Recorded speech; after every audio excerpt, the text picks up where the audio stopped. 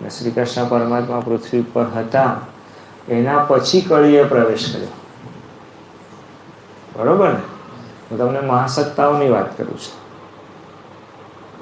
આપણે કોને મહાસત્તા કહીએ છીએ? આપણે પૈસાને મહાસત્તા નથી કહેતા. આપણો જીવ ત્યારે બળ્યો જ્યારે આપણી લાઇબ્રેરીઓ બળી.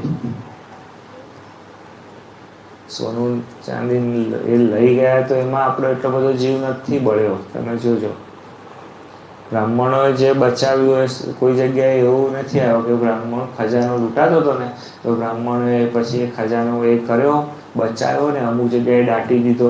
એવું ઉલ્લેખ નથી મળતો. આપણને શું ઉલ્લેખ મળે છે કે જ્યારે મંદિર તૂટતું હતું ને તો એ બ્રાહ્મણો ત્યાંથી ઠાકોરજીનું સ્વરૂપ લઈ લઈને બીજે જતા રહ્યા. વેદની જે શાખાઓ હતી, પુત્રોને મરવા દીધા પણ વેદની શાખાઓ બચાવી.